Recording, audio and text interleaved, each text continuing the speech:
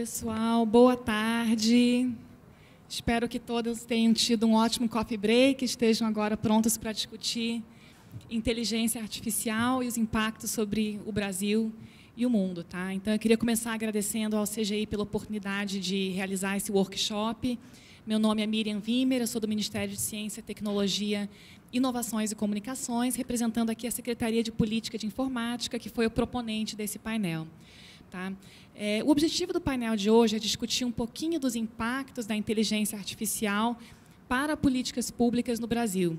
Então, como os senhores sabem, o avanço das chamadas máquinas inteligentes tem ou prometem gerar grandes impactos em todos os aspectos da vida humana, e a gente percebe, então, cada vez mais um aumento, ou um anúncio de aumento da presença de dispositivos baseados em inteligência artificial, como drones, veículos autônomos, equipamentos de biometria, além de outros tipos de robôs e meios de automação digital, com a promessa de alterar de forma muito profunda a maneira pela qual interagimos, nos transportamos, cuidamos da nossa saúde, garantimos a segurança dos cidadãos e tratamos de temas de educação para as novas gerações. Para além disso, as tecnologias baseadas em inteligência artificial trazem promessas muito positivas de aumento nos níveis de atividade econômica e de produtividade do trabalho. Algumas estimativas falam em crescimentos de até 40%, bem como do estabelecimento de novos setores e indústrias inteiras baseadas nessa tecnologia. Diante disso, a gente entende que isso traz um conjunto de desafios para políticas públicas e a gente se encontra, na verdade, num momento muito profundo de transformação digital. Essa é uma espécie de buzzword que tem surgido em muitos painéis, muitos fóruns internacionais. Fala-se dos impactos da transformação digital sobre o governo, sobre a economia, sobre a própria sociedade. E o Brasil também se encontra num momento de reflexão sobre políticas públicas nessa seara. Alguns de vocês podem ter acompanhado o trabalho que vem sendo desenvolvido, capitaneado pelo MCTIC, mas com participação de muitos órgãos governamentais, também de setores não ligados ao governo, de elaboração de uma estratégia brasileira para lidar com a transformação digital. Nós realizamos, entre agosto e setembro deste ano, uma consulta pública acerca deste documento, que é um documento de cerca de 100 páginas que busca discutir os impactos da digitalização sobre educação, na esfera internacional, sobre políticas de P&D, sobre a economia como um todo, com todas as suas implicações relacionadas a novos modelos de negócios, internet das coisas, empreendedorismo, e também sobre o próprio governo. Este workshop foi proposto pensando um pouquinho nesse espírito de construção de políticas públicas para lidar com um cenário de intensa transformação. E, para debater o tema, nós convidamos um conjunto muito notável de especialistas, oriundos de áreas diversas, e cada um com um enfoque diferente sobre o tema. Eu tenho aqui à minha esquerda a Isabela Abreu, representando o setor empresarial.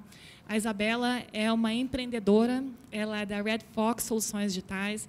Além disso, tem mestrado em Economia pela Panthéon-Sorbonne de Paris, graduada em Administração de Empresas, com mais de 10 anos de experiência atuando em consultoria de estratégia e operações. Aqui à minha direita eu tenho o André Hauen. O André Hauen representa o setor governamental, ele é um economista que trabalha atualmente no IPEA, formado pela Universidade Federal de Santa Catarina, mestre e doutor em Política Científica e Tecnológica pela Unicamp, estágio pós-doutorado na Colômbia, com muitos anos de experiência no ecossistema de pesquisa e desenvolvimento, trabalhou no MCTI, no Inmetro, consultor da Unido, um currículo extenso e muito impressionante. Ali à esquerda temos a Marília Monteiro, representante do terceiro setor. A Marília é Mozilla Tech Policy Fellow, trabalhando com direito do consumidor, tecnologia. Ela já teve uma experiência no governo, trabalhou durante alguns anos na Secretaria Nacional do Consumidor, do Ministério da Justiça. Recentemente, regressou de Berlim, onde concluiu o mestrado em Políticas Públicas pela Hertie School of Governance. E foi pesquisadora também em nível de pós-graduação no Wissenschaftszentrum Berlin für Sozialforschung. Tá certo? Pronto. E lá no cantinho da extrema-direita, nós temos o Marco Antônio Konopak. O Marco é uma pessoa que eu conheci há alguns anos atrás, quando ele trabalhava ainda na extinta Secretaria de Assuntos Legislativos, do MJ, e ele me foi apresentado como uma pessoa singular que une conhecimentos tanto na área tecnológica quanto também na área de humanas. Então, aquelas pessoas raras que combinam know-how na área de ciência da computação, como, enfim, conhecimentos profundos na área de ciência política. O Marco é doutorando em ciência política na UFMG, graduado em administração, mestre em ciência política pela Universidade Federal do Paraná, foi professor visitante do ITA, nas áreas de gestão e desenvolvimento de software, telemetria, georreferenciamento. Então, esse é um grupo muito interessante, muito diverso, cada um agrega aqui ao debate perspectivas diferentes, tanto em função de suas formações acadêmicas, como de suas áreas de atuação profissional. E para organizar esse debate de modo que fosse bastante interativo, de modo que a gente pudesse explorar ao máximo as diferenças de pontos de vista, os organizadores, eu, o Marcos Toscano, o Otávio, que estão aqui na frente, sentados, levantamos um conjunto de questões ligadas a diferentes eixos sobre os quais percebemos que a inteligência artificial traz impactos profundos. Então, nós propusemos aos nossos painelistas debates sobre os temas de trabalho e renda, impacto sobre inteligência artificial no trabalho humano, se isso é algo que enseja necessidade de políticas públicas desde já. Na área de competitividade e soberania, então, isso é crucial para a soberania de um país, de uma economia. Uma defasagem de atuação nessa área pode representar um risco à soberania de fato de um país, ou isso é um exagero retórico? A gente propôs também uma discussão sobre educação e formação profissional e, por fim, uma discussão sobre pesquisa e desenvolvimento. Ligando todas essas dimensões, uma coisa que está subjacente é uma discussão muito profunda, muito controversa e muito polêmica, que diz respeito à ética, responsabilidade e regulação. Então, tem-se cada vez mais falado em ética de algoritmos, ética de inteligência artificial. Deveríamos pensar num aparato jurídico próprio para lidar com as implicações, às vezes anunciadas como catastróficas, do advento desse tipo de tecnologia. Nós pedimos a cada um de nossos painelistas que limitasse sua fala inicial a 10 minutos e cerca de 5 slides, para que possamos ter um debate bastante interativo em seguida. Então, a dinâmica vai ser a seguinte: os 4 painelistas farão uma fala inicial, em seguida já iniciaremos com o debate, os microfones estão abertos para quem quiser fazer perguntas, provocações.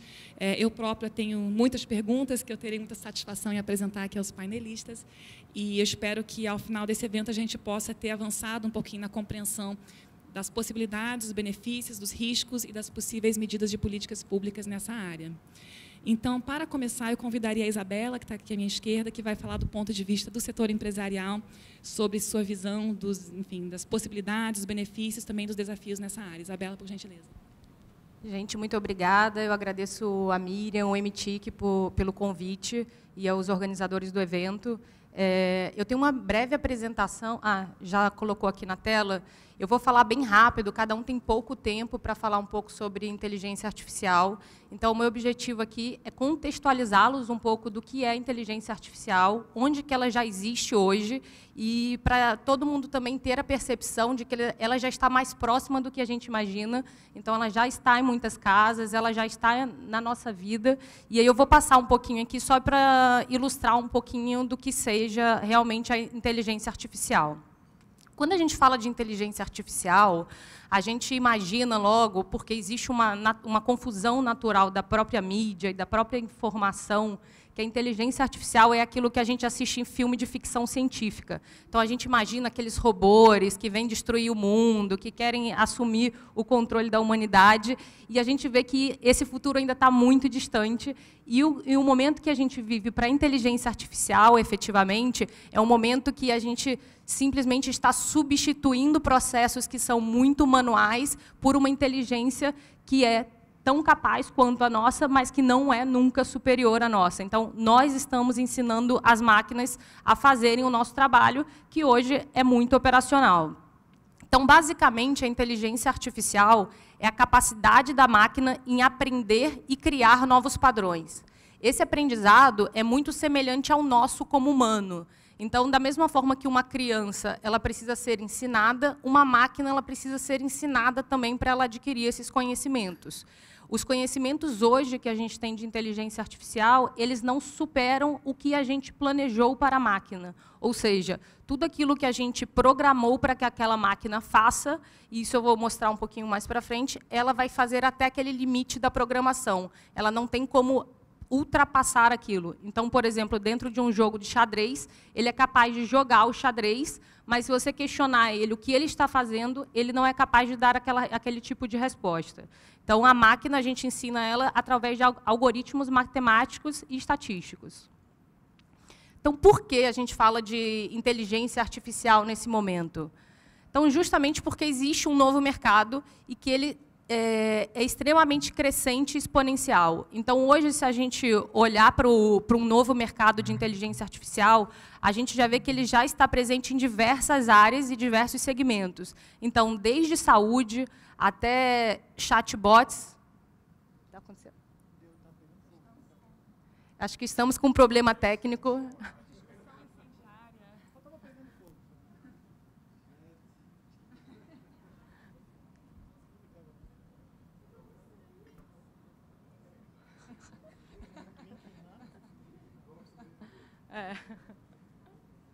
Novamente foi a máquina, e a gente consegue comprovar que ela não é superior aos humanos. É uma brincadeira, gente. Foi montado, foi montado. É verdade, é uma rebelião das máquinas, porque a gente falou mal delas. Mas não foi programado, então acontece. Então, voltando, a gente está vivendo um novo momento desse mercado com inteligência artificial. Então, desde o mercado da saúde até o mercado do varejo, passando pelo mercado de cybersecurity, que a gente falou agora há pouco, sobre o mercado financeiro. Então, existem já diversas startups, diversas empresas também que já atuam nesse segmento. Então, qual é a importância da inteligência artificial na nossa vida? Então, basicamente, a gente tem 3 pilares que a gente fala sobre inteligência artificial, que uma é a própria vida, então, como que ela vai afetar a nossa realidade. O outro é o negócio, como que ela vai mudar ou vai impactar o ambiente de negócios. E o outro, a sociedade. Então, que impacto ela vai causar na nossa sociedade, na nossa força de trabalho, principalmente. E esse é um ponto que a Miriam tocou aqui bastante, né, e a gente vai abordar ao longo do painel. Então, aqui, muito rápido, algumas aplicações práticas já pré-existentes. Então, existem algumas empresas que já estão investindo bastante em robôs colaborativos, logísticas, centros logísticos altamente capacitados e inteligentes, e robôs de entrega. Então, tem hotéis nos Estados Unidos que já usam esse relay, e eles são feitos para entregarem águas e outros suppliers dentro dos quartos dos hóspedes sob demanda. Então, a inteligência artificial ela está cada vez mais próxima e dentro das nossas casas. A mesma coisa serve para robôs inteligentes, então, que já vendem na Amazon e em outros varejistas nos Estados Unidos e em outros países como Europa, etc., na Europa e China, etc. E aqui é um exemplozinho só de como eu falei da inteligência artificial, hoje a gente tem 2 tipos. Então, a gente tem o narrow, que a gente chama de inteligência baixa, de baixa capacidade, né? Então, o que é essa inteligência de baixa capacidade? É onde a gente efetivamente precisa ensinar as máquinas, e as máquinas elas só processam ou só reagem até aquele determinado ponto que foi efetivamente programado. O General Intelligence é justamente os sistemas que pensam como humanos. Então, realmente, esse é o nível de inteligência que muitas pessoas, muitos, inclusive empreendedores, estão tentando chegar e tentando levar a inteligência artificial, que é para que a máquina supere a capacidade de processamento humana. Mas, antes disso, ela precisa superar a própria capacidade de processamento de máquina atual. Então, a gente sabe que isso ainda é impossível, mas que talvez não seja impossível no futuro, visto a capacidade de evolução tecnológica que nós temos hoje. Então, é um panorama bem rápido que eu quis trazer para vocês sobre uma introdução da inteligência artificial. Agora, a gente vai abordar outros assuntos, né? Então, agradeço todo mundo. Então, muito obrigada pela oportunidade.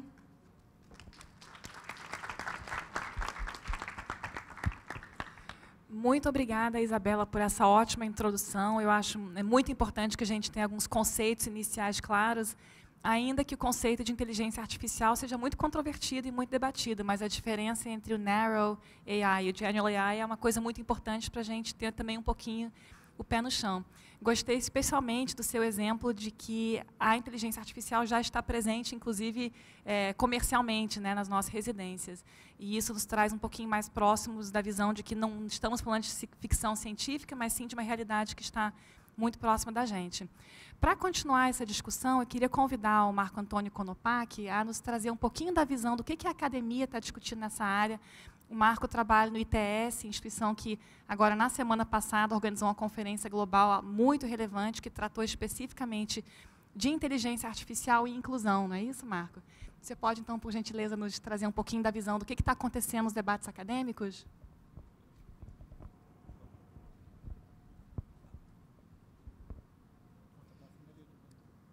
Bom, antes de mais nada, queria agradecer o convite da Miriam e do Toscano, também a carinhosa apresentação que você fez de mim, Miriam, muito, muito legal, e dizer também, louvar a atuação de vocês hoje no MCTIC, em especial num contexto tão adverso, vocês estarem levando à frente políticas tão importantes, em especial a Estratégia Brasileira de Transformação Digital, que é um trabalho, enfim, que pretende recolocar e reposicionar o Brasil nessas discussões, e fazer isso dentro desse contexto, eu acredito que não deve estar sendo fácil, e gostaria de louvar essa iniciativa de vocês. Bom, meu nome é Marco Konopak, eu sou coordenador de projetos da área de Democracia e Tecnologia do ITS Rio. Tem um passador?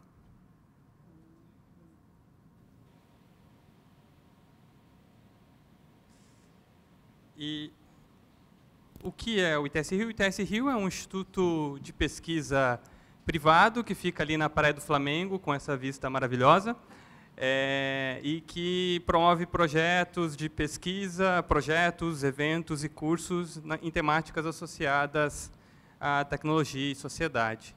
Um dos eventos realizados semana passada, que foi um evento de iniciativa da Network of Centers, com a realização do ITS e do Berkman Klein Center, foi um simpósio global para discutir inteligência artificial e inclusão.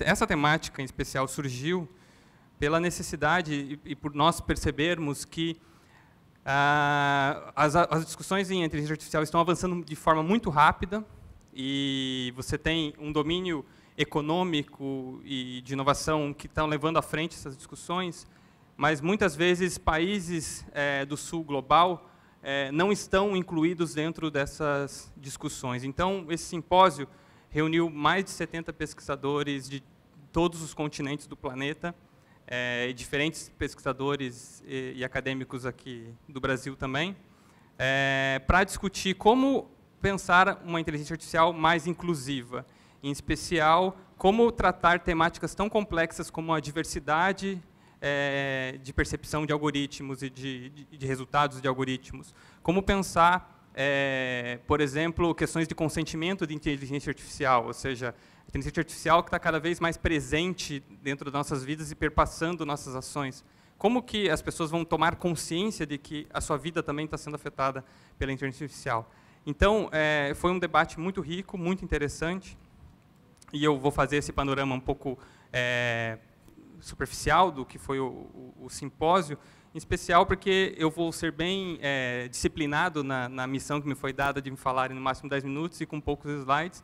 E eu queria lançar para vocês uma provocação com bacon.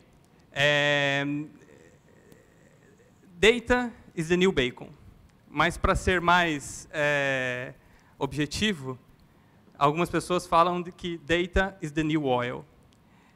Pensar que dados são o novo petróleo, e aí pensar como a inteligência artificial está associada e conectada a essa questão, justamente provocar que, para você ter o tratamento e a relação com a massa impressionante de dados que nós estamos gerando diariamente ou a cada minuto, é preciso ter aparatos e evolução nos aparatos de tratamento desses dados. E a inteligência artificial, ela tem esse papel super importante em criar, especialmente, relevância em grandes massas e volumes de dados com que produzimos o nosso cotidiano. Um dos exemplos do seu cotidiano, que você tem acesso praticamente todo dia, ou seja, ou pelo menos eu acho que a maioria, é o algoritmo do Facebook, que utiliza mecanismos e procedimentos de aprendizado computacional para criar relevância no conteúdo que a tua timeline te entrega. E aí, quando eu cito o Facebook, é super importante pensar que, além de a AI ser um importante instrumento para se pensar a inclusão e o tratamento desses dados, ela também é super importante para atrair esses dados. Ou seja, por que você usa o Facebook? Porque, de fato, você tem um algoritmo que é muito eficiente e consegue te entregar informações relevantes e faz aquela ferramenta ser útil para você. E aí, eu acho que é super importante, e aí eu trago uma questão super importante para pensar essa questão de dados e aprendizado de máquina, que pensar inclusão não é só uma questão de design da solução. Não adianta nós queremos impor ou criar governança em cima do desenvolvimento de aplicativos que estão no Vale do Silício para que eles sejam mais inclusivos ou não. Mas, além do design da solução, também a possibilidade de produzir dados para influenciar o aprendizado da máquina. E é isso que se coloca como grande questão para esse novo cenário de inteligência artificial e sociedade e inclusão.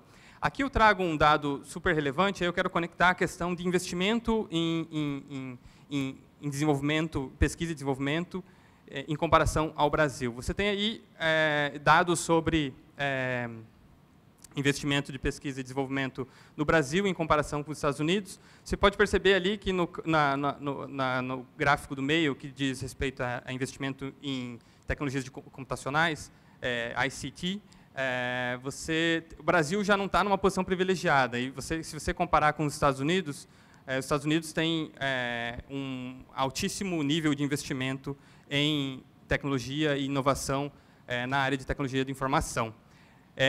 Você tem ali engraçado que nos Estados Unidos tem uma queda do investimento público, né, entre 2008 e 2013, mas no geral, você tem um aumento, e aí isso se deve muito depois da crise de 2008, os Estados Unidos apostaram muito nas startups e nas empresas de economia do compartilhamento, que onde surgiram Airbnb e Uber, e você ainda assim tem um nível crescente de investimento em TI. O Brasil, nesse mesmo período, teve um investimento, aumento no investimento de P&D, mas não chega nem perto do percentual que os Estados Unidos investem. Mas se a gente for comparar com China tem uma explosão de investimento nessa área de tecnologia da informação. E aí aquela bolinha preta que tem ali na comparação se deve a tecnologias reveladas e basicamente registro de patentes dentro desse período. Ou seja, e aí você também tem anúncios públicos do governo chinês que pretende colocar a China como líder de desenvolvimento mundial em inteligência artificial até 2030.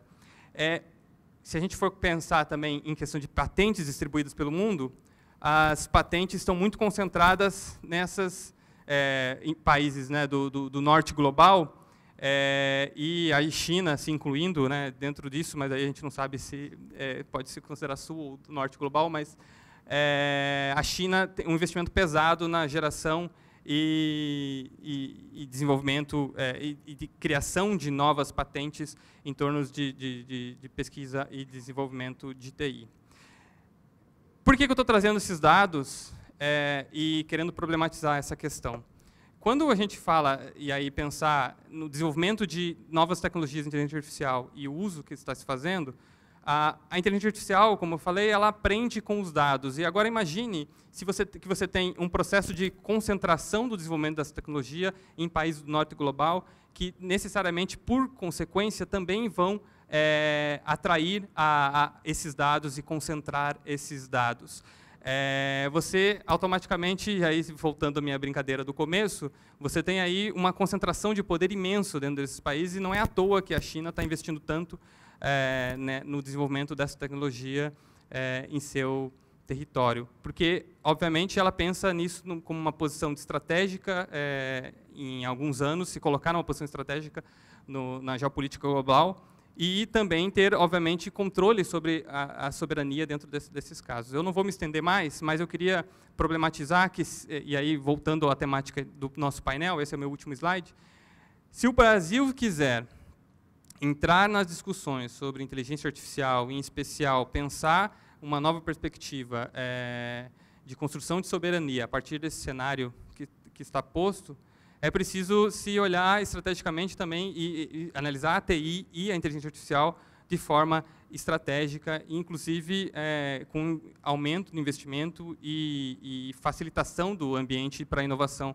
dentro do país. Só que, ao contrário, a gente olha para os dados últimos e a nossa situação de contexto, né, de crise, é realmente um desafio pensar nisso, imaginando que nesse ano o MCTIC teve um corte de 44% do seu orçamento. Além de tudo, o Brasil é um dos países um dos piores países em ambiente favorável à inovação e empreendedorismo. E aí tem outra questão importante que eu queria trazer para finalizar, é que o Brasil, ele hoje consome muito aí, mas produz pouca associado a isso de baixo investimento, baixo ambiente favorável à inovação. E imagina o desafio e o risco que isso significa, pensando que, por exemplo, hoje a inteligência artificial é uma tecnologia cada vez mais barata. Só que ela é uma tecnologia cada vez mais barata, concentrada na mão de grandes empresas que oferecem APIs que facilitam a interação com essa tecnologia. Só que ela é barata porque, na verdade, é barata para o seu consumo imediato, mas, obviamente, a empresa ganha muito mais com o dado que é injetado, imputado para tratamento dentro desses ambientes. Então, obviamente, é uma questão mercadológica óbvia, né? Você oferece o que é a interface de forma barata para você conseguir aprender com esses dados. Então, se a gente conseguir seguir nesse cenário, nessa forma de relação com a AI, a gente realmente vai, quando se der conta que a gente está atrás na corrida pela inovação dentro da inteligência artificial, já vai ser tarde demais. Obrigado.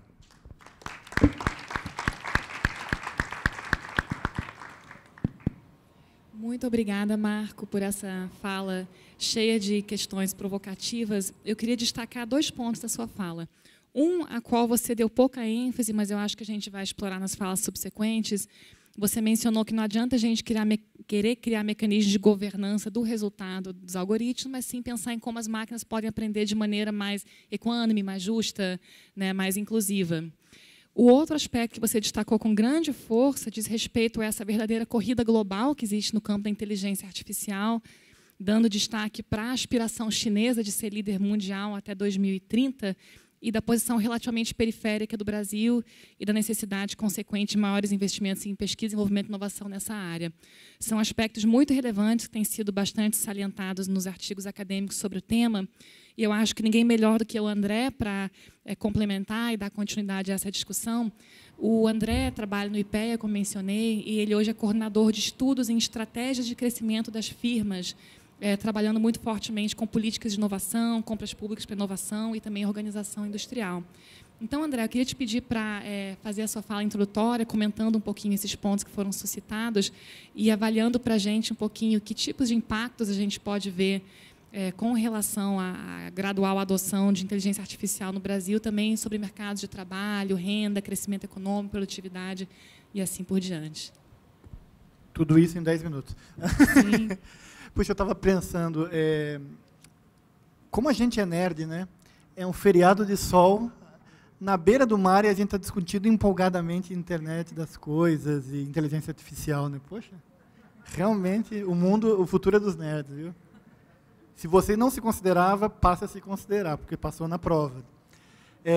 Bem, gente, meu nome é André Hauen, eu sou do Instituto de Pesquisa Econômica Aplicada, o IPEA, no qual eu coordeno estudos de economia da tecnologia. Aqueles mais ligados à produção de inteligência artificial reconhecem essa figura aí, Muffin ou Chihuahua. Na verdade, é uma brincadeira para mostrar que as máquinas evoluíram. No começo, elas não conseguiam identificar a diferença entre essas duas figuras, e agora elas passam a identificar melhor que o humano, inclusive. Tá? Bem, gente, seguinte, do ponto de vista econômico, a inteligência artificial faz parte de um conjunto de tecnologias que a gente chama de disruptivas. Tá? Os economistas da tecnologia, como eu, já perceberam que há algo novo no horizonte. De fato, existe um conjunto de tecnologias tão poderosas quanto a máquina a vapor foi na primeira Revolução Industrial. Então, a gente tem, no bojo do que a gente chama de internet das coisas, seja lá o que isso for, porque eu já ouvi milhares de definições diferentes, existe essa inteligência artificial que ela tem o poder de transformar paradigmas técnico-econômicos. O que significa isso? A maneira como a gente vai produzir vai mudar, e não só isso, os nossos próprios problemas vão mudar. Uma mudança de paradigma é isso. não só o que a gente vai poder fazer vai ser diferente, como o que a gente vai se perguntar vai ser diferente. Tá? Isso os economistas da tecnologia já se tocaram. Mas a gente vai ver nos próximos 9 minutos que a gente não chegou lá. Tá? Existe um enorme descompasso entre pesquisa e desenvolvimento e adoção. Tá? Mas o primeiro mensagem que eu queria deixar aqui para vocês é a inteligência artificial faz parte de um conjunto de tecnologias disruptivas que vai mudar o paradigma técnico-produtivo. Tá? Novos empregos, novos serviços, novas maneiras de tocar a vida. Essas tecnologias disruptivas, assim como a máquina a vapor e a energia elétrica, elas têm a capacidade de criar destruição criativa, de gerar destruição criativa. O que é destruição criativa? É eu criar novos setores econômicos, novos empregos, ao mesmo tempo que eu destruo antigos. Né? Se a máquina a vapor ela destruiu uma série de empregos, ela criou uma série de novos empregos. E nós vamos discutir, muito rapidamente, se isso tem-se um saldo positivo ou tem-se um saldo negativo nessa destruição criadora. Mas o fato é que a gente não está lá, mas essa transformação está em curso. Como o Marco comentou, isso já está em curso, principalmente nos países centrais. Acontece que essa transição de um paradigma para o outro, não vai acontecer naturalmente e não vai acontecer sem muitas rusgas. Tá? Vai ser um processo dolorido, principalmente para países periféricos como o Brasil. Tá? Isso não há nenhum economista que acredite que esse processo vai se dar de maneira linear e natural, entre aspas. Tá? Até porque o cobrador de ônibus não vai conseguir trabalhar na startup que faz algoritmo. Tá? Então, esse processo vai ser mais contundente no Brasil. Então, e esse processo de adoção, e isso é fundamental para a gente discutir a inteligência artificial, o que é fundamental para a adoção da inteligência artificial é o custo de oportunidade. Esse conceito é fundamental para entender o quão ela pode ser pervasiva e quão a gente pode adotar ela. O custo de oportunidade relaciona tudo aquilo que eu deixo de ganhar em função da escolha que eu fiz. Então, quando eu, dono de uma fábrica de macarrão, coloco um robô Cuca, aquele da manufatura, para fazer o macarrão, eu deixo de explorar a vantagem no baixo preço da mão de obra brasileira. Então, o custo de oportunidade vai definir quando a tecnologia vai ser adotada ou não. Não é só uma questão de tecnologicamente superior ou tecnologicamente inferior. Tem a ver com uma análise fria contábil, na ponta do lápis. Por melhor que seja a tecnologia. Tá bom? Bem, o mais recente estudo feito sobre inteligência artificial foi lançado em julho de 2017 pela McKinsey, que entrevistou 3.000 executivos sêniores, cargo de diretor para cima, tá? 3.000. Eles estimam que a AI teve, em 2016, um investimento em P&D de 39 bilhões. Então, eles estimaram que, em 2016, houve 39 bilhões de dólares investidos em pesquisa e desenvolvimento para inteligência artificial, principalmente em machine learning. Por isso que está o robozinho ali estudando. Tá? Desses 39 bilhões, 30 bilhões, ou seja, a gigantesca maioria foi feita por gigantes, tech giants, Baidu e Google, que é o que o Marco estava falando. Tá?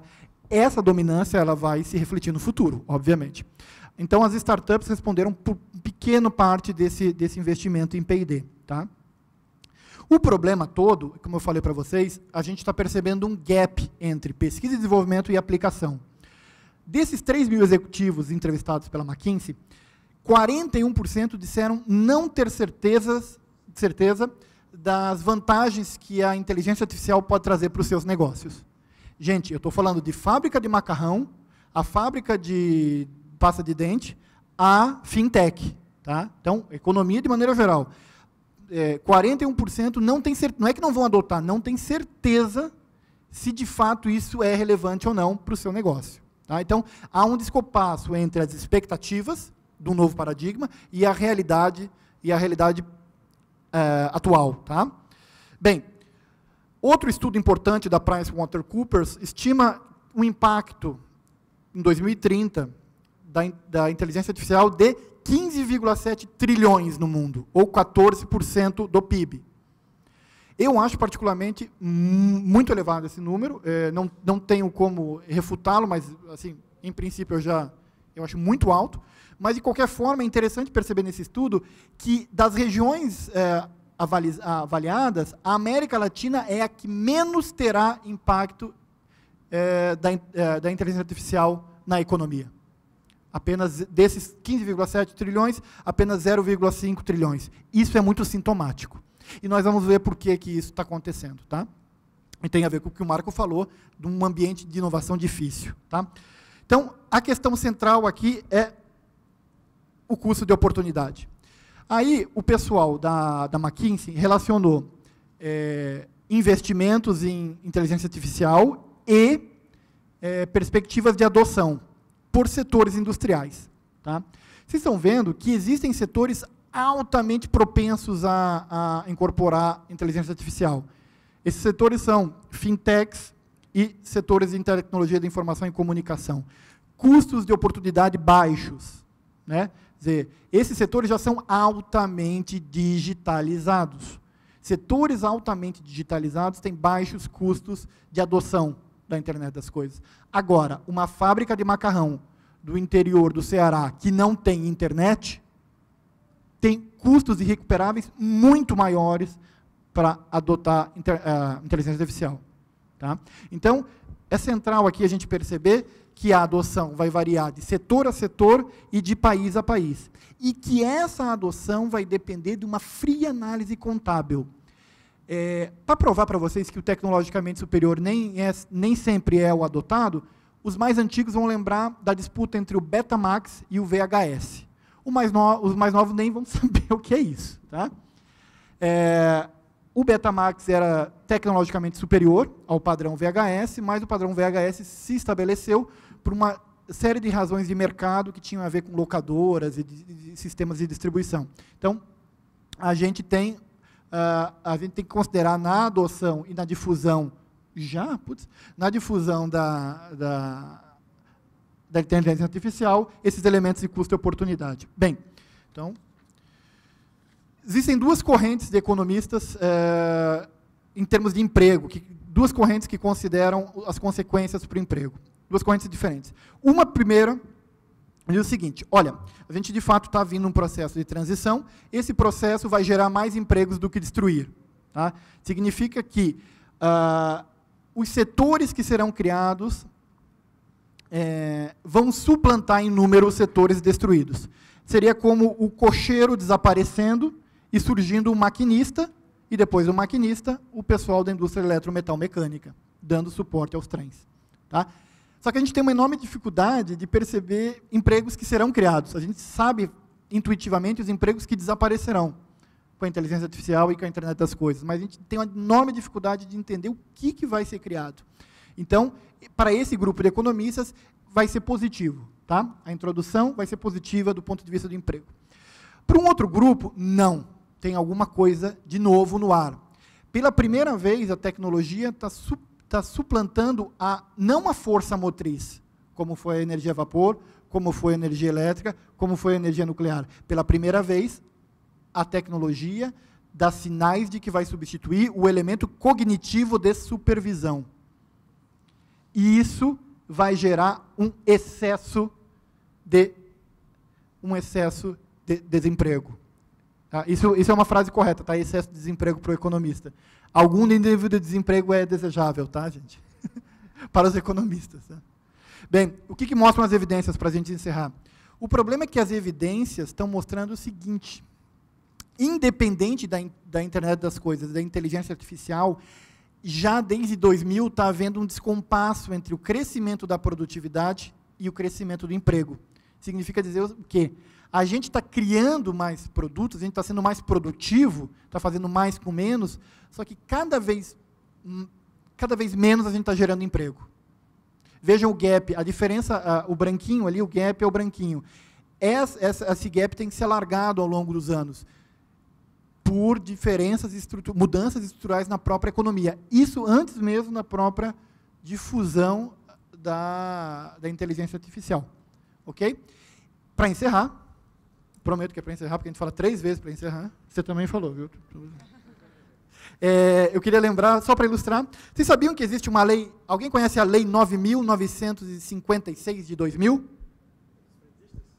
Pô, tu não, né?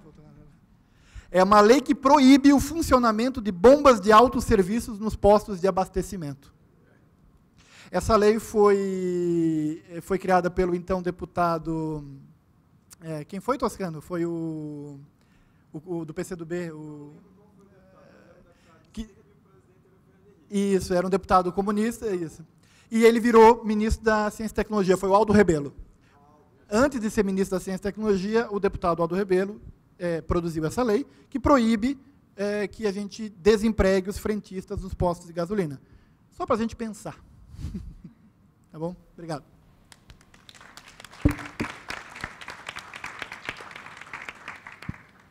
André, muito obrigada por esse tanto de informação e de questões instigantes. Eu acho muito importante a lembrança do descompasso que existe entre a expectativa e a realidade, o descompasso entre PDI e a real aplicação disso na indústria, e também o lembrete de que, para o empresário, é uma questão realmente de ponta do lápis, de custo-oportunidade, o que é mais vantajoso para mim, muitas vezes uma visão de curto prazo, né? Com relação à questão do emprego, eu entendi que não temos ainda muita certeza, né? Que temos visões diferentes, mas que, de todo modo, o Brasil talvez tenha sido pioneiro na adoção de mecanismos de proteção de empregos num cenário de automatização, ainda que de uma maneira um pouquinho esdrúxula, né? Para concluir essa primeira rodada, eu queria convidar a Marília a fazer suas considerações. A Marília fala pelo terceiro setor e ela me prometeu uma apresentação muito de terceiro setor. Eu não sei exatamente o que isso significa, mas estou ansiosa para ouvi-la. Marília, por gentileza. Obrigada, Miriam. Boa tarde. Aceito o desafio de falar depois de tanta gente boa e super sênior na área. Bom, meu nome é Marília Monteiro e... meu nome é Marília Monteiro e, atualmente, estou atuando como Mozilla Tech Policy Fellow. E eu gostaria de fazer uma nota inicial, que eu não falo em nome da Mozilla, nem a fundação e nem a instituição. A Mozilla possui um time interessantíssimo de policy e de internet das coisas, mas eu não falo em nome deles. E a minha fala, então, ela é absolutamente pessoal.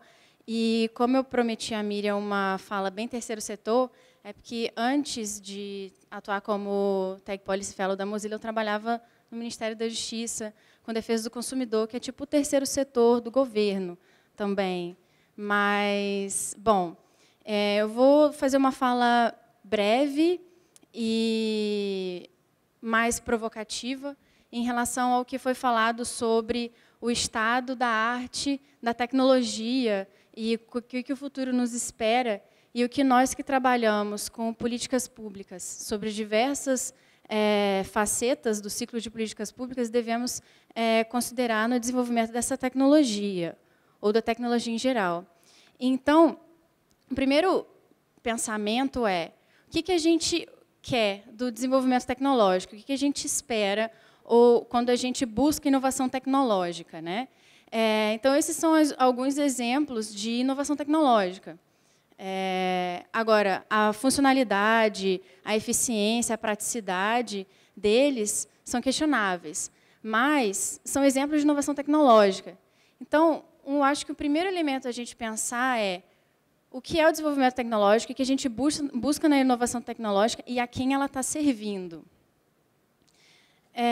Outros exemplos que eu gostaria de trazer, principalmente da internet das coisas, que é quando a gente pensa em inteligência artificial, é a aplicação dela. Quando a gente pensa na internet das coisas, os produtos, geralmente, são parte do indivíduo.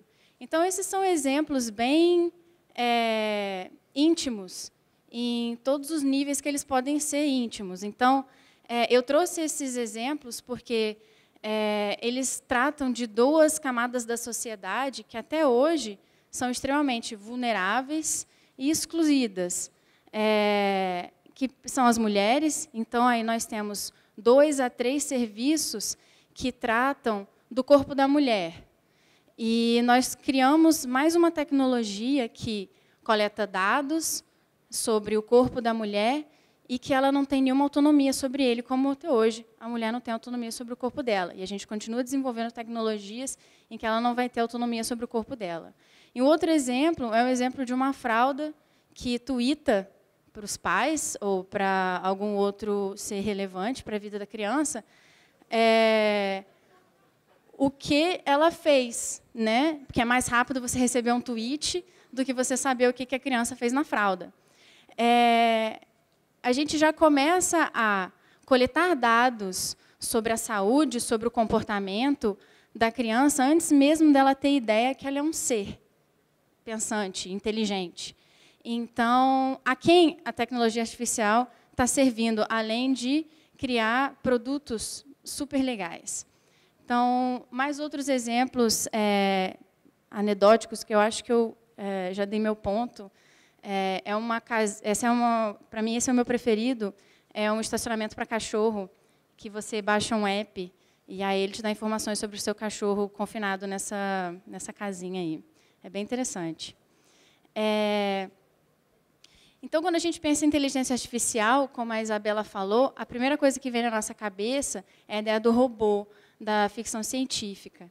E aí eu quis trazer as 3 leis da robótica do Asimov, que, por mais que elas sejam ficção científica e também uma anedota sobre a discussão séria que a gente está tendo aqui, elas tratam de uma maneira muito simples e muito sucinta sobre como nós devemos pensar o desenvolvimento da tecnologia, principalmente a inteligência artificial.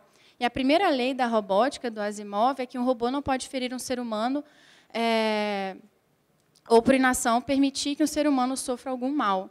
Essa é a primeira lei da robótica que define da robótica do Asimov, que define todas as outras leis posteriores. São 3, mas quem lê os contos do Asimov vai me corrigir e falar que, na verdade, tem mais uma. E aí, quem tiver interesse, busque os contos do Asimov, que são muito legais.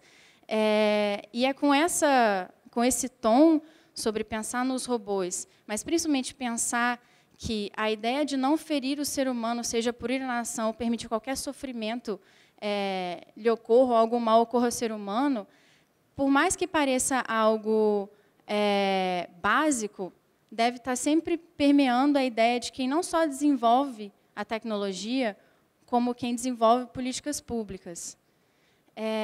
Esse é só mais uma anedota sobre por que essa ordem das leis, sendo a primeira, não causar um mal ao ser humano, a si mesmo, ou não permitir que isso lhe cause mais um quadrinho interessante, que eu acho que eu já fiz anedotas demais. Eu vou passar para uma discussão mais séria. Então, o atual estado da discussão sobre inteligência artificial é que os robôs vão substituir os seres humanos, como muitos falaram aqui. E a gente pensa muito na ideia da automação e dos robôs substituindo a figura do ser humano. Mas eu gostaria de trazer algumas considerações que elas vão para além da discussão de robôs e automação, mas sobre a utilização de tecnologias como aprendizado de máquina e o uso de sensores como tecnologias de inteligência artificial que a gente também deve ter muito em mente. Então, essa é uma busca que eu fiz em um buscador de imagens. A primeira foi eu busquei a palavra faxina, e ele me deu esses resultados.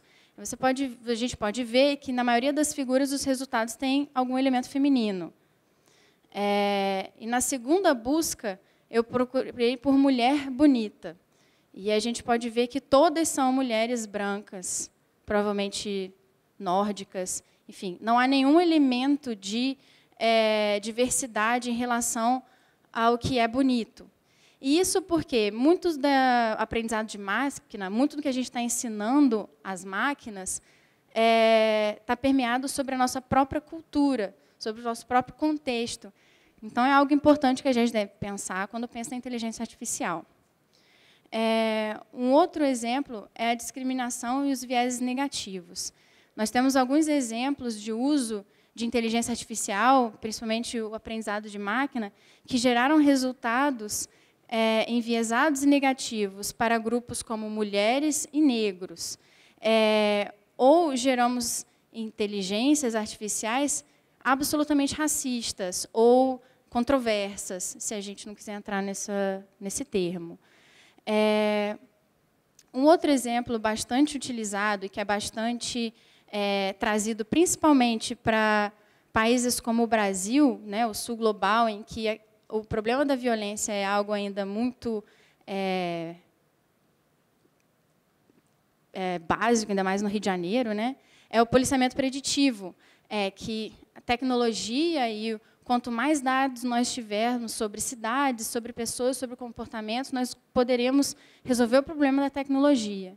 Então, eu trago esses exemplos para dizer que, na discussão de inteligência artificial, existe muito um determinismo tecnológico, em que a tecnologia que nós temos hoje vai determinar o nosso futuro, e a tecnologia vai resolver todos os problemas, como a criminalidade. E por que é perigoso a gente pensar num determinismo tecnológico? Porque o desenvolvimento tecnológico ele vai depender de diversos incentivos, principalmente incentivos econômicos e políticas públicas. Então, são esses elementos que vão pautar o desenvolvimento tecnológico. Se existe uma fralda conectada, é porque existe um incentivo para que exista uma fralda conectada. Não existe um incentivo para que um robô ou um elemento não humano atue em desastres como nucleares. Há exemplos como o Fukushima, que poderia ter sido evitado se tivesse se pensado em algum elemento não humano para atuar imediatamente. Então, qual foi o incentivo de nós termos uma fralda conectada ou um teste de gravidez conectado e não algo que, por exemplo, explore os oceanos onde os humanos, de fato, não conseguem chegar? Então, a tecnologia ela não existe sozinha e é criada do nada. Ela existe a partir de incentivos, nós temos que pensar quais incentivos são esses. Esse é mais um exemplo de dados e sensores sendo usados para criar serviços. E esse é um exemplo do caso nos Estados Unidos de um homem que foi acusado pelo próprio marca-passo não, mas a polícia acessou dados do marca-passo para saber se ele foi ou não culpado pelo incêndio criminoso na própria casa. E aí a polícia pediu acesso aos dados do marca-passo e descobriu que durante o incêndio ele estava lá tranquilão e nem se moveu, não teve nenhuma alteração cardíaca e essas informações foram usadas no caso dele. Então, a ideia do que a gente ensina às máquinas e o que a gente está alimentando elas e como elas podem ou não substituir elementos cognitivos de decisão, como foi dito agora, é algo que eu gostaria de trazer para a discussão. Essa imagem é de uma pesquisa que foi feita também nos Estados Unidos em relação aos softwares de cálculos de reincidência. E uma agência a ProPublica fez um estudo dizendo que esse software ele gerava resultados muito mais prováveis de reincidência para negros do que para brancos, mesmo em casos em que os dados diriam o contrário. Então, trago esse exemplo para dizer que é perigoso a gente já pensar em soluções que possam substituir a cognição humana sem pensar como a gente está ensinando esses elementos. Então, para finalizar minha fala, eu trago agora a provocação de agora. O que a gente pode fazer? Então, os algoritmos, né, as máquinas que pensam, não necessariamente produzem automação, elas devem passar por uma análise de justiça, equidade e transparência. E não necessariamente na definição desses termos que a gente conhece tradicionalmente.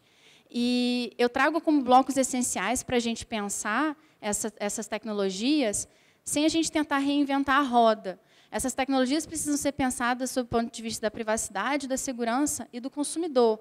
A ideia de propriedade, autonomia, quem é aquele produto, quem é o dono daquele produto, quem é o dono de um carro que se dirige sozinho, por exemplo. E eu finalizo a minha fala com mais uma, não uma anedota, mas uma analogia.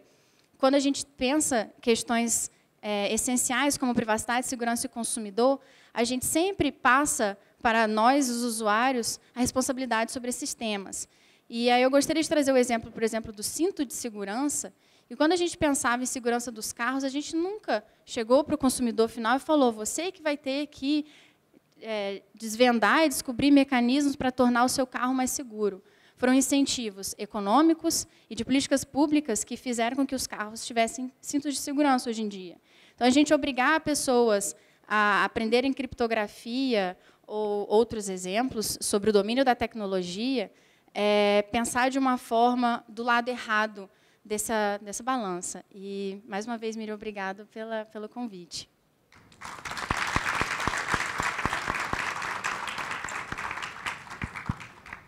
Marília, muito obrigada. Você fez uma fala bem de terceiro setor, conforme prometido. E eu achei muito importante a referência à questão da utilidade da tecnologia, a quem a tecnologia serve, e fazendo referência especificamente àquela imagem de um cachorro dentro de um cubículo de vidro. Certamente a tecnologia não está servindo ao cachorro naquele caso. A discussão sobre as 3 leis da robótica do Asimov nos suscita a discussão sobre se deveríamos ou não deveríamos pensar num quadro de critérios ou de conceitos prévio para o desenvolvimento desse tipo de tecnologia, né? Esse é um aspecto que eu acho importante a gente debater e aprofundar um pouquinho nessa rodada que a gente vai iniciar agora, inclusive tendo em consideração os vieses implícitos ou explícitos que existem na própria programação dos algoritmos, no desenvolvimento das tecnologias. E a questão de gênero aparece aqui com bastante força, e aparece também de uma maneira correlata quando a gente considera que existem muito menos mulheres nos campos da tecnologia, formadas nas áreas de ciência, tecnologia, engenharia, matemática, assim por diante. Pessoal, a gente tem meia hora para um debate, então tem um tempo legal para a gente fazer uma discussão. E eu queria propor que fizéssemos da seguinte forma. Eu tenho uma lista enorme de questões que eu gostaria de explorar com os palestrantes, mas eu também gostaria de abrir o microfone para que vocês possam fazer suas perguntas. Eu vejo que o Peter Knight já tem uma pergunta para fazer. Se não tiver perguntas, eu tenho muitas, então, quem tiver, por favor, entrem aí na fila. Tem um comentário aí? Eu começaria, então, pelo Peter, que está aguardando, e a gente vai seguindo na ordem. Peter, por gentileza. Muito obrigado, Miriam. Peter Knight, Instituto Fernão Brodel de Economia Mundial. Olha, que eu senti que tinha várias coisas faltando nessa discussão, e não sei se a Miriam ia perguntar essas coisas, mas eu vou começar com a relação entre, que foi tocado, mas dado uma visão otimista e pessimista, mas do emprego e a inteligência artificial. Eu, acho que vai destruir muito mais trabalhos do que vai criar, que os que vai criar vai ser de alto nível, e muitos dos outros vão ser cada vez mais sofisticados, porque a inteligência artificial se desenvolve à velocidade da lei de Moore. É que é 100% por ano, ou 18 meses. Imagina uma taxa de juros, ou a metade do custo cada 18 meses para a mesma capacidade de computação. E essa está aplicada em outras tecnologias exponenciais, também ligado à mesma lei, biotecnologia, nanotecnologia, etc. Então, em algumas pessoas na Vale do Silício, além de outros lugares, está pensando na renda mínima básica incondicional e universal como uma separação entre trabalho e emprego, trabalho e suficiência, bastante para viver, e tem muitos outros fatores. O maior exponente dessa política no Brasil é Eduardo Suplicy, que é conhecido internacionalmente por seu trabalho. Bom, além disso, é distribuição de renda. Vimos a questão da produtividade no gráfico, mas atrás disso é uma concentração cada vez mais no capital e não no trabalho, por quem é dono dos robôs e das inteligências artificiais. E a terceira e última é a questão da superinteligência, do singularity. No momento em que a capacidade de um AI é igual ao humano e se está desenvolvendo a taxa exponencial de 100% em cada 18 meses, ele vai superar como muito rápido o humano. Então, na ciência ficção, na literatura sobre isso, sobre as questões éticas, até o Computer Brain Interface, a nova empresa de Elon Musk, a Neuralink, está sendo tratado seriamente, mas eu não ouvi nenhuma menção disso, então gostaria de ouvir. Muito obrigada. Eu queria propor, nós temos 7 pessoas inscritas, além do Peter, como temos meia hora, eu proporia que a gente encerrasse no 7, e também gostaria que as perguntas fossem direcionadas a um dos painelistas especificamente. Perguntas de 2 minutos, respostas de 3, tá bem? Porque assim a gente consegue passar por todos. E como o Peter não arbitrou o seu interlocutor, eu vou arbitrar o André, eu acho que a pergunta é para ele. André, por favor, fique à vontade para fazer suas considerações.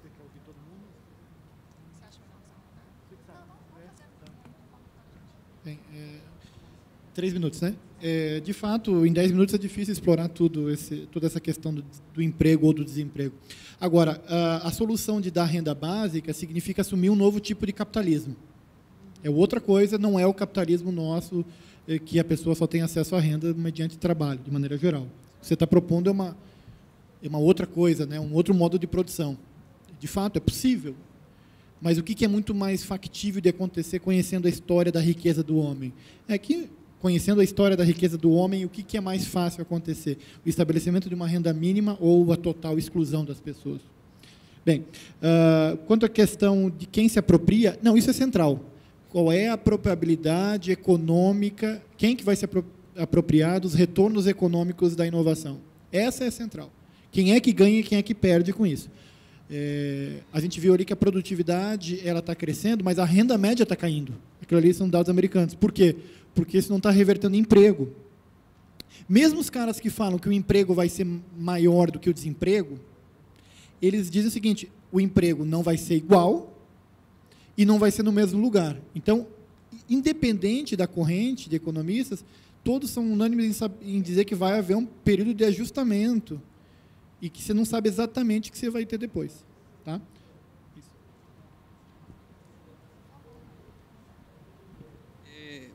Aproveitando que você nos usou os 3 minutos, não, eu fazer só um comentário, que essa problematização me veio à mente uma fala que o Ronaldo Lemos faz muito, de que esse novo cenário de disrupção tecnológica vai produzir uma série de confusões ideológicas dentro desse cenário. O mesmo Aldo Rebelo, que criou a lei da bomba, ele defendeu... não, desculpa. Vou explicar. A lei da bomba de combustível, ele defendeu a adoção de carros autônomos no Brasil, quando ele foi com a Dilma lá visitar o Google e tal. E, por outro lado, tem um economista, que daí eu não lembro quem que é o nome dele, um economista famoso, defendendo a questão da renda básica universal, por conta dos desempregos gerados pela adoção de AI. E aí a gente brinca, né, que Eduardo Suplicy foi visionário nessa toda essa questão. Então, mas eu vou um pouco na linha do André, que eu acho que a gente não tem total apreensão e noção de que empregos vão ser gerados nesse novo cenário tecnológico. Obrigada, Marco. Eu estou fazendo as contas, nós temos 6 pessoas, 5 minutos para perguntas e respostas, vai dar meia hora, a gente vai terminar 6h10, então acho que está bacana. Eu vou alternar entre os setores, então, por gentileza, à minha esquerda, pode perguntar. E, por favor, dirija a um dos painelistas. Ok.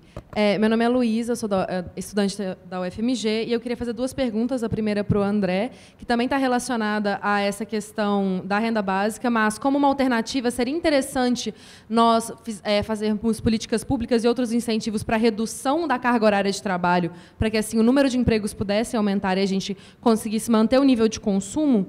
E também queria fazer uma pergunta para a Marília. considerando que nós já estamos usando a inteligência artificial no cenário de guerra, nós já ferimos a primeira lei do Asimov e nós também já possivelmente estamos ferindo a lei 0, que trata de não fazer mal à humanidade como um todo. Você acha que é possível reverter esse cenário e pensar em outras formas de desenvolvimento? Obrigada. Okay. Então, talvez Marília responde primeiro, depois o André no tempo que sobrar.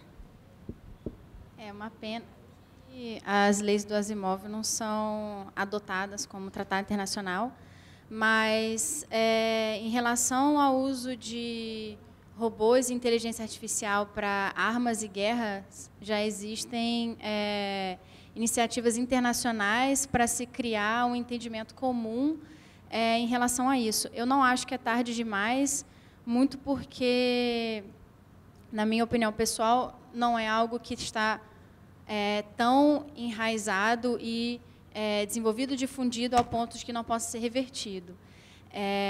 E, enfim, Asimov à parte, há iniciativas tanto do lado dos Estados Unidos quanto de outros países para incluir isso na agenda internacional. Então, foi apresentado, inclusive, no painel ontem, sobre uma iniciativa da Universidade de Berkeley para pensar questões éticas sobre o uso de inteligência artificial e robôs em ambiente de guerra. Então, eu acho que, de repente, a gente consegue reverter e chegar à lei 0.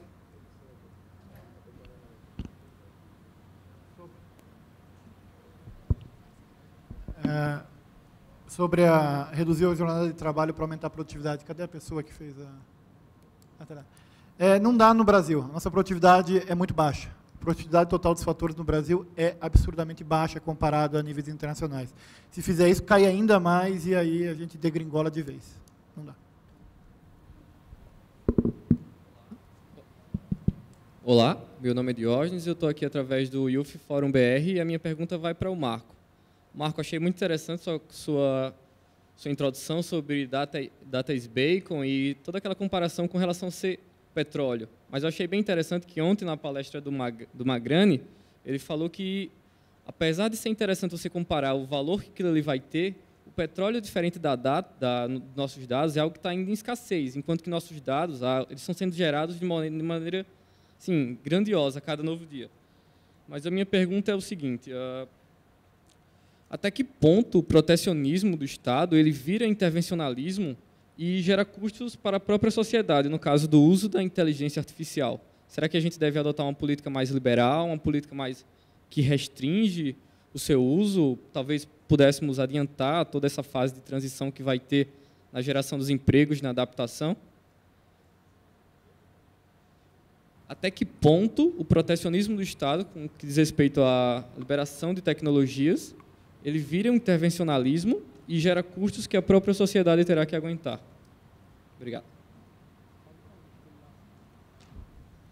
Bom, legal você ter citado a fala do Magrani, quer dizer que a gente está batendo uma bola está bem alinhado, né? Porque o Magrani agora também está no ITS. Mas eu citei um pouco essa fala do conflito, né? Abundância e escassez, talvez um pouco superficial, mas legal que você me perguntou para reforçar. Como eu falei, o mais importante pensar nesse paradigma de dados como o novo petróleo é que o dado é muito volátil e ele só faz sentido em ser quando ele está em circulação. Então, quando você tem potenciais ferramentas que atraem esses dados, obviamente você vai ter concentração desses dados e a possibilidade de aprender mais com esses dados nos países centro que estão levando essa tecnologia a cabo. Então, diferente do modelo de um paradigma de escassez do petróleo, que você depende do físico, né, para transporte, aquilo, na questão do dado, eu acho que ainda é até mais complicado, porque você não consegue criar regras claras para como esse fluxo vai se dar e como isso vai se construir. Num dado momento, inclusive quando se debatia a regulamentação do Marco Civil da Internet, se falava muito na questão do Marco Civil da Internet e também na Lei de Dados Pessoais, da questão como se valeria a pena se pensar a obrigatoriedade de grandes empresas como o Google fez manter servidores no país. Eu acho que isso é uma grande besteira, no sentido de que como eu coloquei, os dados são voláteis, eles estão circulando e podem, inclusive, evaporar em um dado momento. Eu acho que, de fato, o que está ligado à concentração e regulação, acho que está muito associado à capacidade desses países de inovarem e de conseguirem atrair esses dados para dentro do seu território. E aí, um paradigma de regulação para isso é bem complicado se pensar. Mas é isso. É bem complicado de se pensar, mas o Brasil ainda não tem uma lei de dados e proteção de dados pessoais. Então, eu acho que esse é o mínimo para se pensar algum tipo de aspecto de regulação dentro desse sentido. Não temos, e haverá um painel amanhã à tarde para discutir esse assunto, então já aproveito para fazer a propaganda aqui. Por favor. Bom, boa tarde. A minha pergunta é direcionada à Marília. Bom, meu nome é Jackson, eu fiz graduação e faço mestrado em Ciência da Computação na USP. E, bom, primeiro eu queria dizer que eu gostei bastante dos levantamentos da Marília, porque eu quero seguir nessa área de inteligência artificial e vários desses questionamentos são bem interessantes, porque, do ponto de vista ético, é bem importante você ter consciência do impacto que as atitudes que você vai tomar vão ter no mercado, né? E é uma preocupação que eu tenho.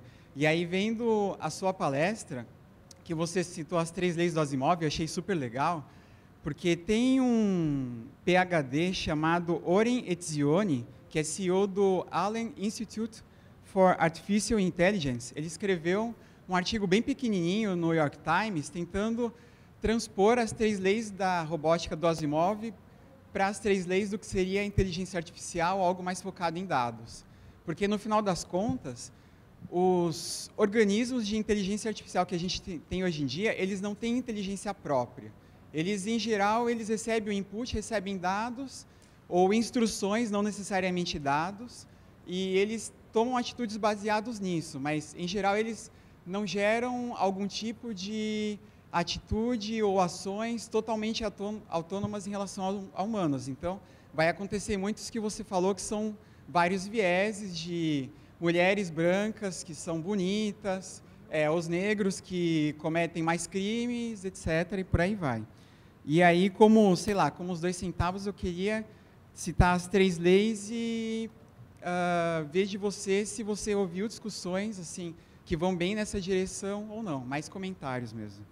Bom, a primeira lei seria o seguinte: um sistema de inteligência artificial precisa estar sujeito a todo o corpo de leis que se aplicam ao operador humano.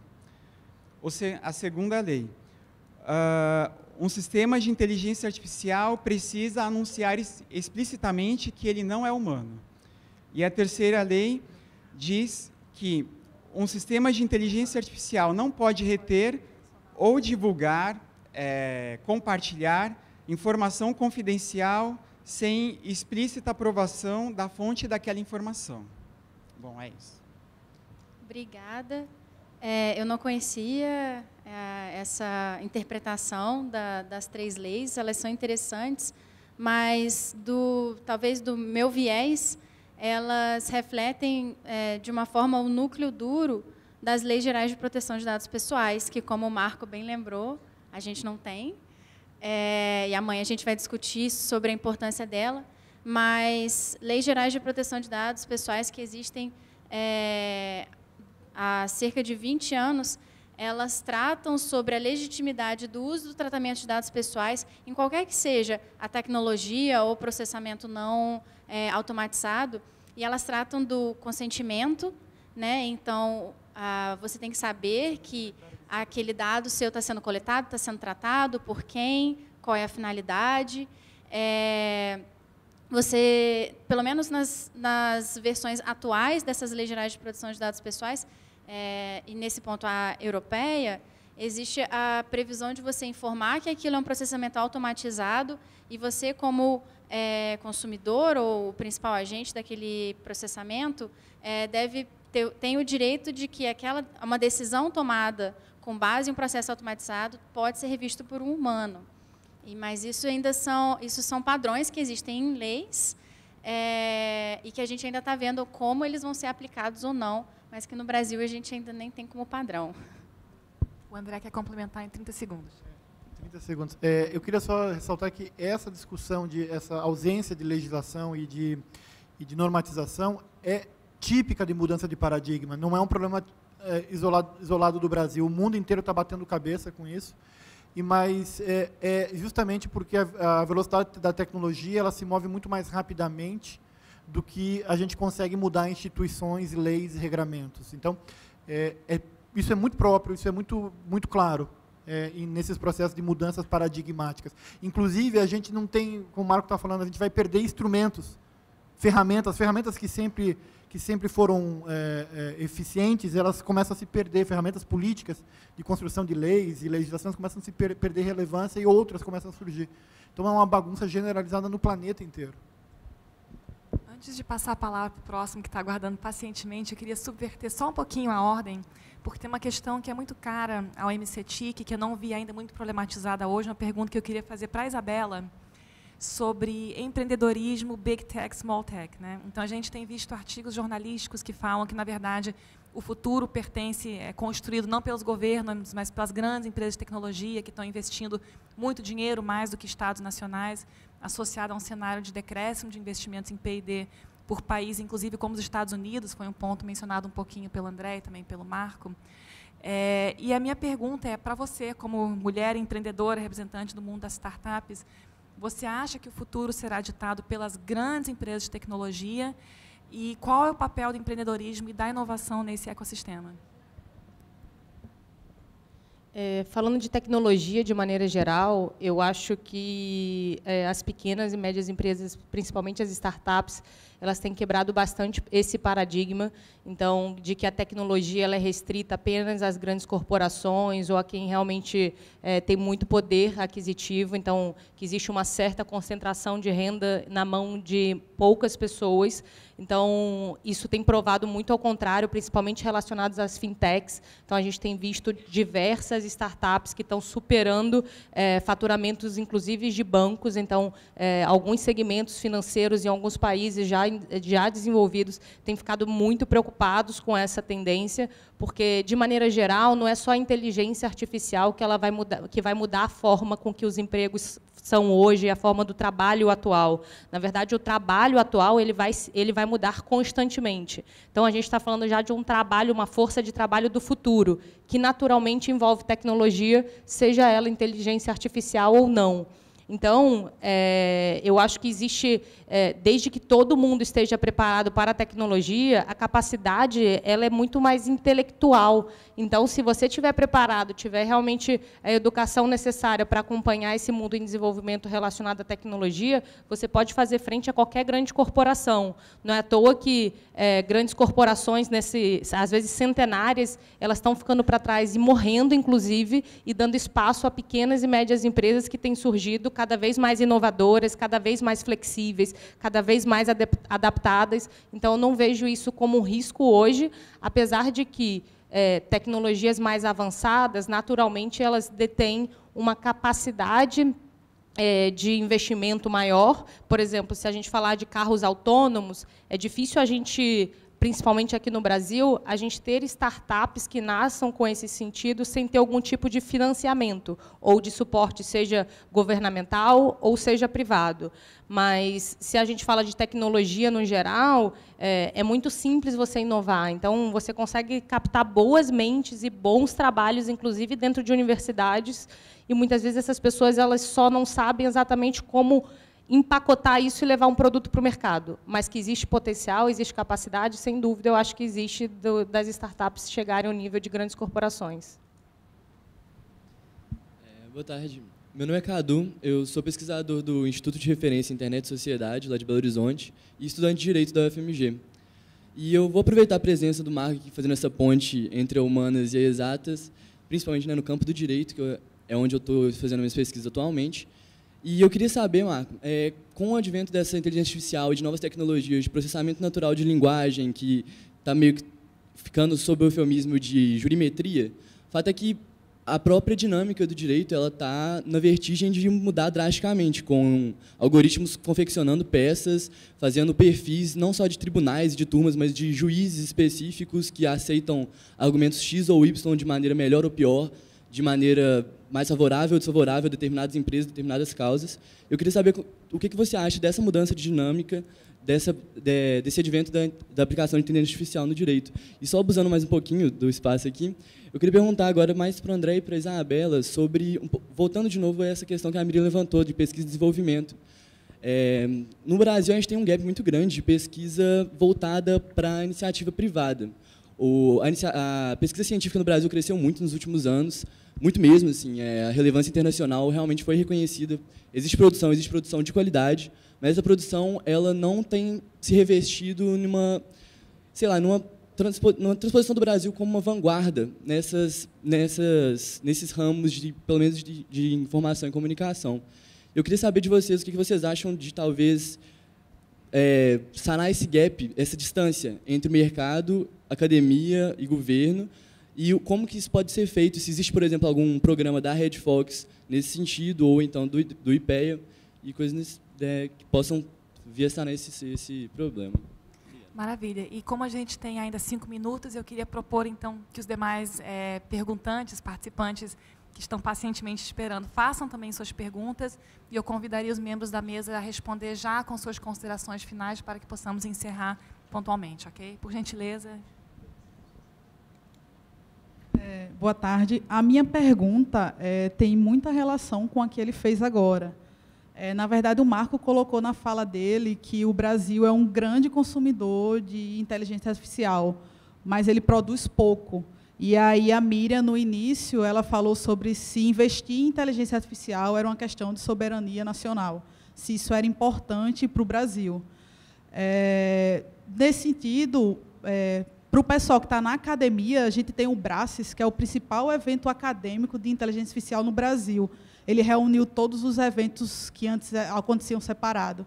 Quando você vai olhar os artigos que são publicados lá, muitos utilizam tecnologia que não é nossa, e, quando eles produzem tecnologia nossa, as bases de dados que eles usam não são brasileiras. Eles precisam fazer parceria com um grupo internacionais para usar a base de dados deles. E há um esforço muito grande da comunidade aqui no Brasil para desenvolver ferramentas, como, por exemplo, ele citou o processamento de linguagem natural. Em inglês, a gente tem uma variedade de ferramentas. Em português, a gente tem um esforço muito grande para produzir isso. E aí a minha pergunta acho que o Marco, Isabela, Miriam até pode falar, é bem na linha do que ele perguntou.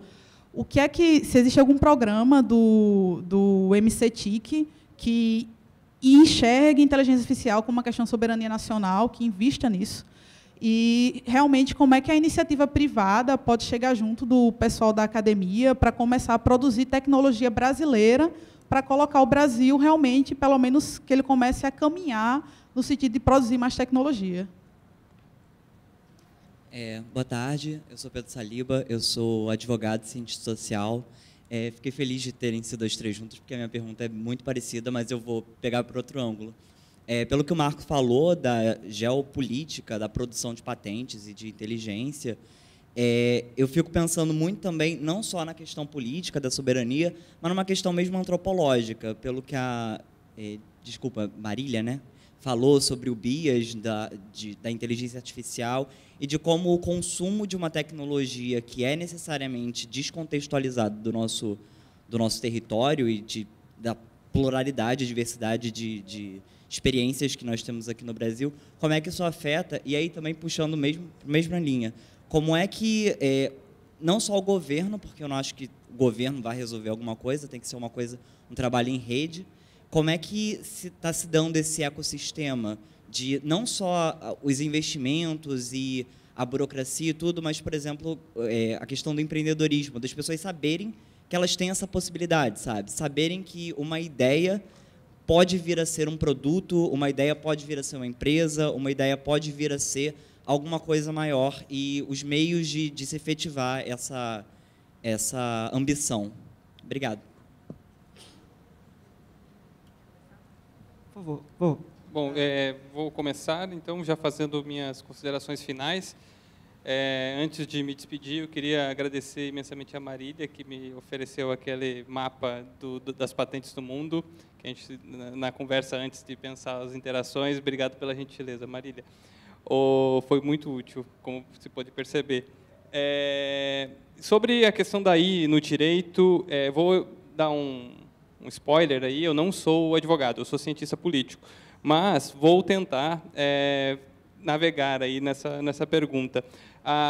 Eu acho que a grande questão que está posta na AI do direito, na inteligência artificial no direito, assim como em outras profissões, é a ameaça à extinção dessas e outras profissões.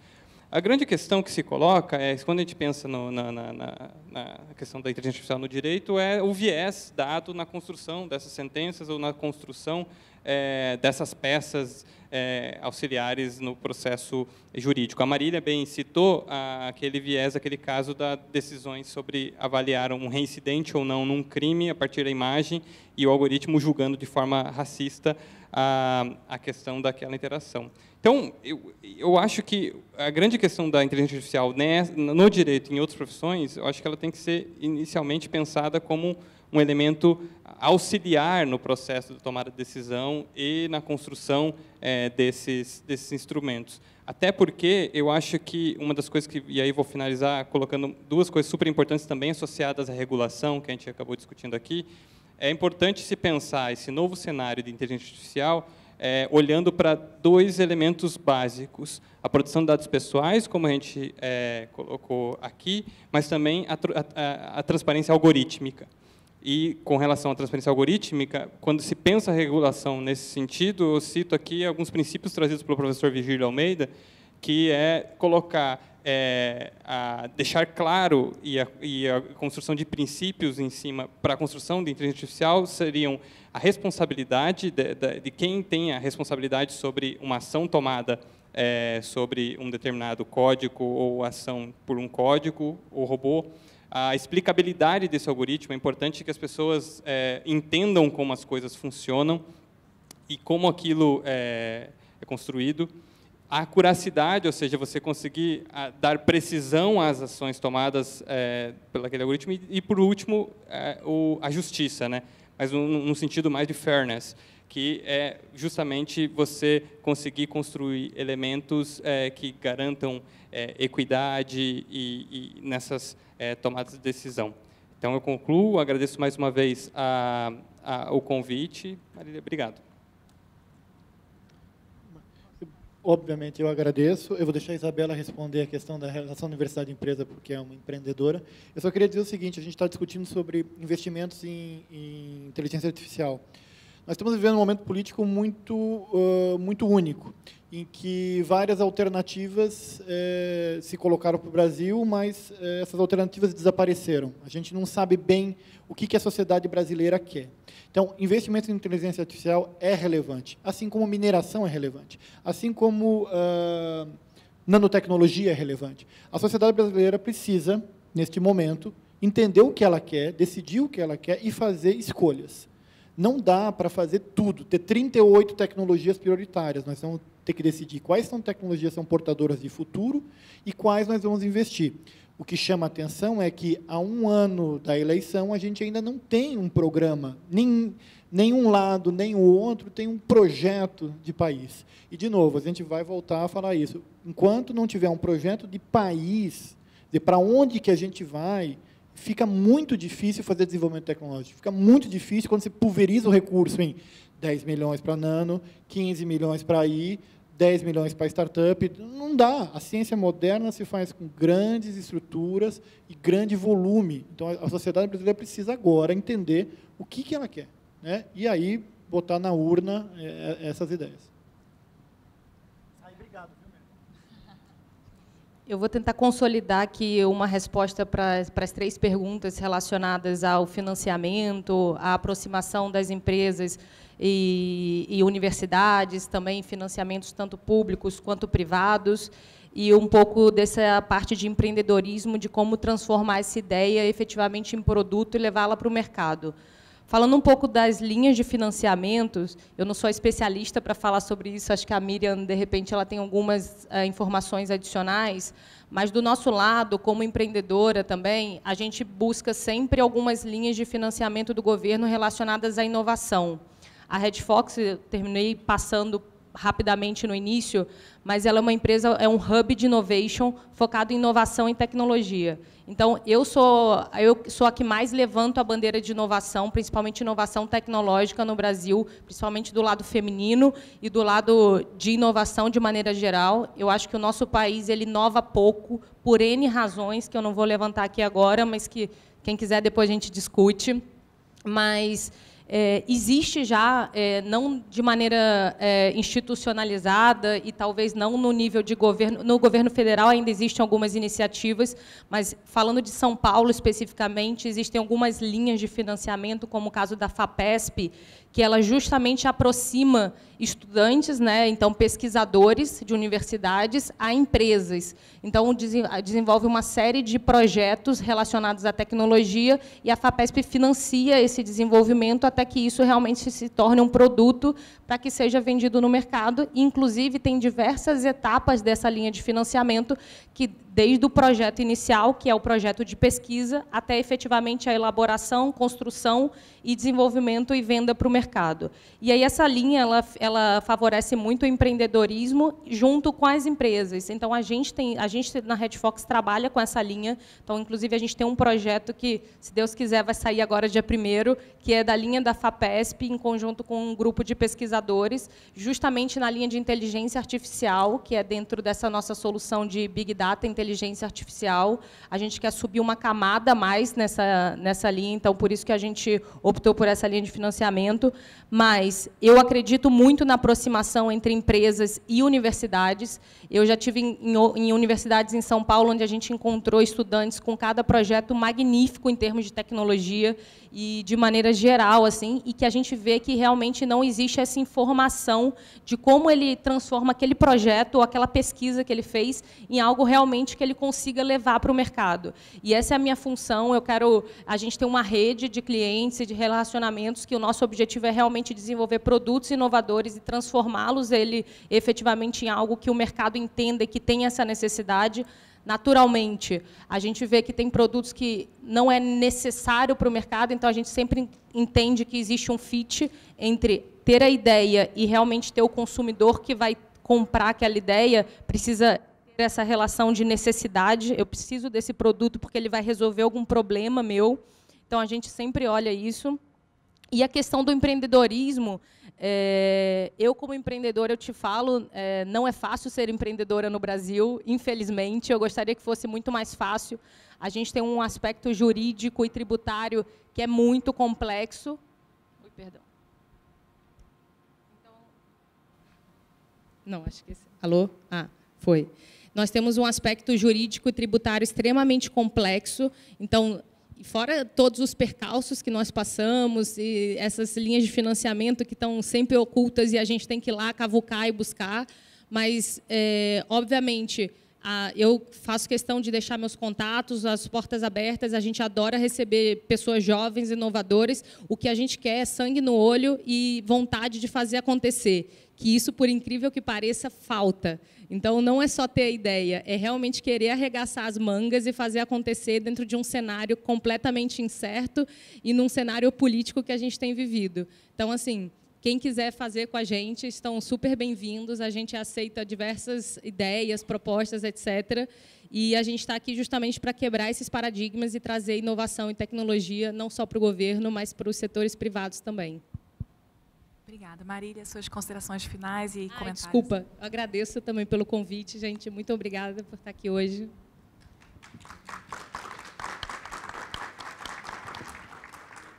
Eu vou ser breve nas minhas considerações finais e tentando abordar as perguntas que foram feitas agora no final.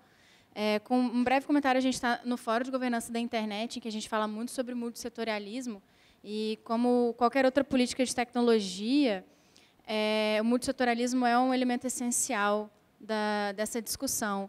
E aproximar o setor privado, de academia, de governo, é uma discussão que perpassa qualquer tecnologia, e já existem iniciativas nesse sentido, como o Partnership for AI, que tem terceiro setor, tem empresa, e governos estão começando a entrar agora. Então, é um elemento que parece antigo, parece que não é eficiente, mas que ainda é muito importante e pode trazer, sim, muita eficiência para a discussão. Marco quer fazer uma última consideração.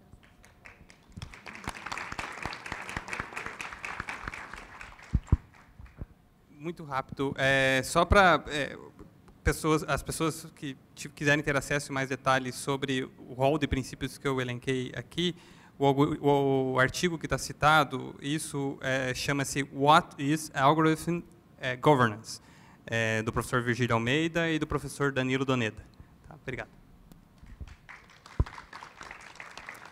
Registre, inclusive, a presença aqui nesse auditório do professor Danilo Doneda, que está lá rindo de alguma piada, fingindo que está prestando atenção, lá no cantinho. Eu vou responder rapidamente as questões colocadas, para a gente poder encerrar no tempo. Com relação ao programa de incentivo... Pode. Desculpa, posso? Um comentário antes da Mirim encerrar, porque a hora ela vai encerrar. Uma das grandes dificuldades, Isabel, que a gente tem no governo é financiar ideia. A gente não consegue hoje, com o marco legal que a gente tem, financiar ideia sem fluxo de caixa. Ou sem garantias reais, sem colaterais.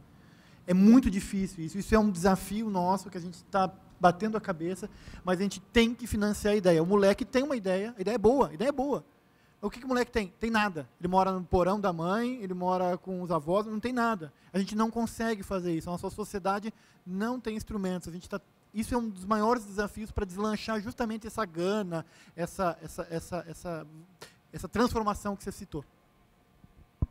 O André me ajudou muito, porque ele já respondeu uma parte dos temas que eu ia comentar, com relação a estímulo ao empreendedorismo, né?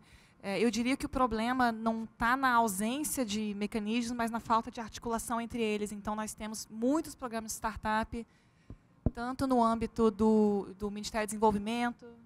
Alô? Melhorou? Piorou? Melhorou, pronto. Então, nós temos muitos programas de incentivo a startups, segundo um colega meu, quase 20 espalhados por diferentes órgãos públicos nas esferas federal, estadual e também municipal, provavelmente. E a dificuldade que há é justamente estabelecer uma correlação entre eles, de modo que um foque na ideação, o outro na aceleração, e assim por diante. Então, eu cito, no caso da Secretaria de Política de Informática, a existência do programa Startup Brasil, o Inovativa, no MIDIC, também muito conhecido, cada um atuando em etapas diferentes.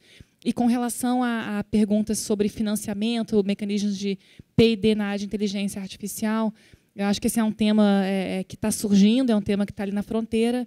Nós temos previsão de investimento em pesquisa e desenvolvimento em inteligência artificial e Big Data, no âmbito da 5ª chamada Conjunta Brasil-União Europeia, que deve ser lançada, não sei se ano que vem ou no próximo, no âmbito de uma cooperação que temos já de muitos anos com a União Europeia em temas científicos e tecnológicos.